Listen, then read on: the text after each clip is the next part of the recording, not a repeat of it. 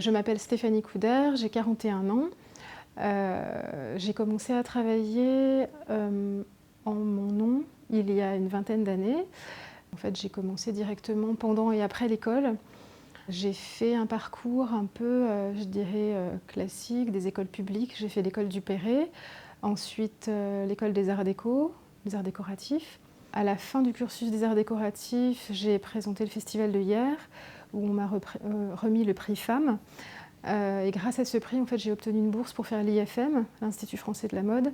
Donc voilà, j'ai monté des collections quand j'ai eu 22-23 ans, tout de suite après le festival de Hyères. Donc j'ai eu un parcours assez chaotique de rencontres avec des industriels, de travail seul. Je me suis dit que ce serait bien que je connaisse enfin ma cliente. Donc j'ai tout arrêté et j'ai voulu ouvrir une boutique atelier, une sorte de concept, dans le 20e arrondissement, dans un endroit où je me suis trouvée plutôt pionnière à l'époque, puisque le quartier n'était pas encore très connu. Une espèce de petit Montmartre préservé, et puis une ambiance très poétique. Et voilà, j'ai évolué au milieu des HLM et puis des foyers un peu anarchistes et historiquement plutôt mixtes socialement. Implanter mon atelier pour offrir une espèce de vitrine haute couture, en tout cas sur le savoir-faire parisien, à ce quartier. J'ai choisi d'exposer 3 pièces pour l'anniversaire des 10 ans des ateliers de Paris. J'ai choisi un long gilet, moi j'appelle cardigan, à base de mélange de jersey, de mohair, de jersey ottoman, de laine, de mohair et de néoprène.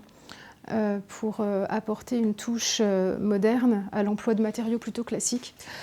L'idée, en fait, pour moi, ma piste essentielle de recherche, c'est ce que j'appelle le tailleur flou, c'est-à-dire un mélange de deux grands mondes qui ne conçoivent pas la cohabitation théoriquement.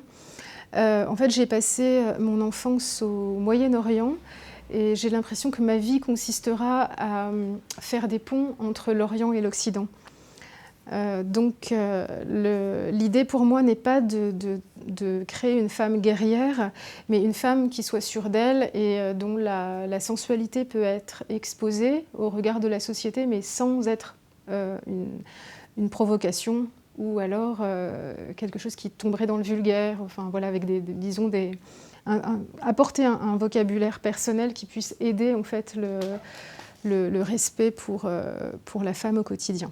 La chemise est constituée de 3 empiècements avec du crêpe de soie et ce qu'on appelle du jour-échelle.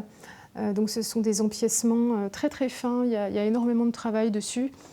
C'est une chemise qui a l'air très simple et en fait le patronage en fait est simple. Et puis par contre la réalisation est extrêmement nécessite un savoir-faire très rigoureux et l'emploi de machines et de personnes qui sont habituées vraiment au travail du flou. Et en dessous, on a une petite jupe en néoprène. J'ai postulé en 2014 au Grand Prix de la création de la ville de Paris. En fait, ça m'a permis de défiler à l'Institut du monde arabe et de pouvoir dire exactement ce que je voulais entre les Bibles, les Corans, les Torahs, et de faire défiler mes mannequins sur des petits chaussons, sur des demi-pointes dans le musée pour marcher sur des œufs. Et voilà, j'ai l'impression que ce défilé a été très important pour moi. Et voilà, les Grands Prix m'ont permis vraiment de faire ça. Paris me semble maintenant un double visage. Ça me plaît énormément de traverser la Seine depuis le 13e pour aller jusqu'au 20e.